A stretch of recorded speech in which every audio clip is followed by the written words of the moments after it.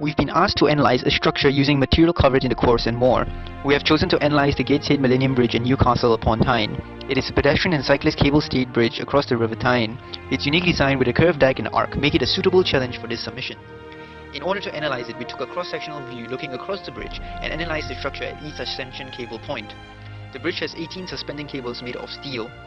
The primary assumptions we took were that the cables were at an even distance of each other at 5.5 meters, excluding the end cables.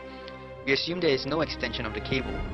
The arc and deck also had to be an angle of 105 degrees.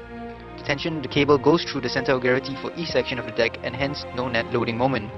We assume there is no change in cross-sectional shape across the bridge. The deck was also parallel to ground and end supports. We also took into account that the arc and deck to have the same parabolic function of negative 1 over 62.5 x squared plus 45, determined using the 3-point arc method. Since there is an even number of cables, we assume that the first 9 cables as we go across the bridge have a similar tension to the last 9. Wind loading is a force on a structure acting on it due to the impact of the wind. When analyzing wind loading, we split it into two components, horizontal wind loading and vertical wind loading. As we can see from this two sketch of the bridge that's showing an isometric view and the side view of the bridge, we assume that the wind was blowing from left to right, and due to the shape of the bridge, we had to take account two different components, horizontal wind loading and longitudinal wind loading. Those two formulas come up from the basic one, F equal pressure times area, and they are quite similar except from that an additional term that is a coefficient of drag for the horizontal wind loading and coefficient of lift for the longitudinal wind loading. Indeed, we assumed that the wind was blowing parallel to the bridge, and then the bridge is opposing to the movement of the wind, generating a force that is proportional to the coefficient of drag. While for the longitudinal wind loading, we have to take into account the contribute of the lift due to the shape of the bridge. The core of both these formulas is that it's a pressure area force, and hence force is equal to pressure times area. The pressure here is the atmospheric pressure, whereas the area is the area where the wind is acting. The atmospheric pressure varies with density, velocity and temperature. The density varies with temperature, and hence substituting the values, we get pressure area is equal to half P by RT. And for this analysis, we have taken into consideration that the arc and the deck are two semi-ellipses, and hence the circumference can be given by this formula. The area is hence circumference divided by 2 times the thickness. Substituting values, we get a final equation, F force is 1/4 PCT by R times velocity squared by temperature. Velocity and temperature are only the variables.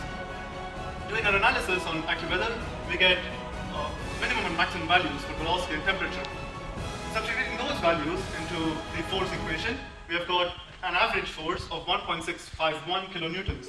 The wind loading is thus given by multiplying this force with the coefficient of lift and the drag. Tension of the cable of the Millennium Bridge. Here we have a top view of the Millennium Bridge. In order to analyze the tension of each cable, we cut the bridge into 18 sections along its direction. Each has 5.5 meters in width. Each section has a cable in the middle connecting part of the deck to part of the arc. To find out the tension of each cable, we need to analyze the forces in each section. Here, with the free body diagram, we can see that there are only 5 force members in this section. Tension of the cable, weight of deck and arc pointing vertically downwards, and shear force of deck and arc pointing away from the axis of rotation.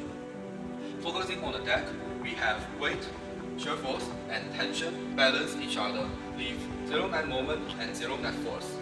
Resolve this vertically, we have tension times sine 37.5 degrees equals to weight.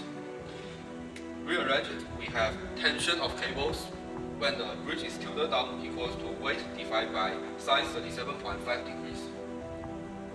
When the bridge is tilted up, the cable is held horizontally. Therefore, the tension is perpendicular to weight. Similar to the previous condition, tension, shear force, and weight balance each other, leave a 0 net moment, and hence we can arrive at this equation, which represents that the net moment provided by tension is equal to net moment provided by the weight. Rearrange it, we have tension of cable when the bridge is tilted up equals to weight divided by tangent 37.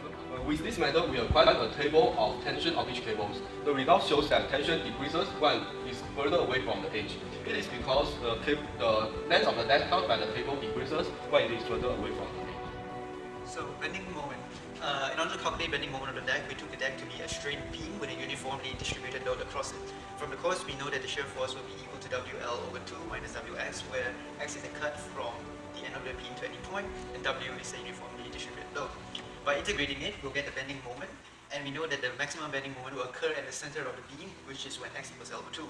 Inserting it into the bending moment equation, and we'll get that the maximum bending moment is WL squared over 8, where we input our own values and get the maximum bending moment across the deck to be 1,400 kilonewton meters. Go. In order to determine reaction forces at the ends of the arc, we first place the arc in a coordinate system of the y-axis and the x-axis. In order to determine the vertical forces upwards or the reaction forces, we determine a load function across the arc and multiply it by the small sections dx across the arc that we take from the origin onwards to negative 52.5, which is what the integral suggests. In order to determine the h, or the horizontal forces, we have to determine the bending moment across the center point or the vertex of the arc by determining load function multiplied by the distance x and the small sections or areas dx divided by the total height. This yields a horizontal maximum force of 4,300 kilonewtons and vertical maximum force of about 7,300. Next, we determine the buckling of the arc in order to determine the width or dimensions of the arc itself and the cross section. So we take the arc and flatten it in order to get a beam, in which case there are compressive forces on both ends and a deflection therefore occurring. We can determine that the bending moment at any point x, as we take it across, would be negative pcy. By taking the moment curvature relationship, we get as such, and based on our research, we get the solution to y to be c1 sine ax plus c2 cosine ax. Our boundary conditions is such that at x equals 0, the y width or deflection will be equal to 0, meaning that based on our integration, we will know that c2 equals 0. And at x equals L, which is the whole length of the beam, the y would also be equal to L, and therefore we'll get this. Now we know that C1 would not equal to 0, because if not, there will be no deflection, and therefore we get this result where n can be any integer, and thus we get the moment of inertia to be 0.177 meters to the power 4. If we take the arc to have a cross-section of a rectangle, the moment of inertia will be bd cubed over 12, and from such, we determine that the dimensions of it will be a 1.2 meters minimum. Next, we take into account deck deflection, which is something that we recently covered in the structures course. The shear force across the beam with a uniformly distributed load with two tensor points at the end will be WL over 2 minus WX. Integrating it will give us the bending moment, which we equate to this. Taking the moment curvature relationship, we integrate it twice by including the moment, and we include the boundary conditions of when x equals 0 or when we take a cut from x equals 0, the deflection will be equal to 0, whereas when x equals L over 2, which is halfway point, we know that that there will be a maximum in the bending moment, and therefore the gradient will be equal to 0. From this, we can include our equation.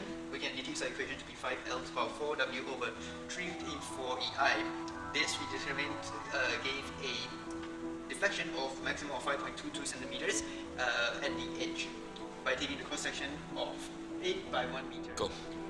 For material properties, we'll analyze the cables or the steel cables. There are 18 cables with a tensile strength, as we research, of 1,350 newtons per millimeter square. We've taken the cables to be 45 millimeters in diameter, with which is composed of 5 millimeter strands. By determining the area, we can determine that there are 49 5 millimeter strands within this 45 millimeter diameter cable. This gives a total surface area of 962 millimeters squared, which gives a tensile capacity of 222 kilonewton per meter. In such case, it can withstand both the arc and the deck in day loading and live loading. So why steel and not concrete? In the cable steel bridge, there are more tension members rather than compression, in which case steel has a higher tensile property compared to concrete, which needs to be reinforced in order to withstand such properties. Overall, we can see that the Gateshead Millenium Bridge is a complex structure with multiple methods of analysis that allows us to explore the material properties and also the different conditionings in the real engineering challenge. It helped us realize how different material choices affect the capabilities of a structure whilst also determining the allowable dimensions. In conclusion, it was a perfect challenge to apply our understanding of the structures course in first year engineering.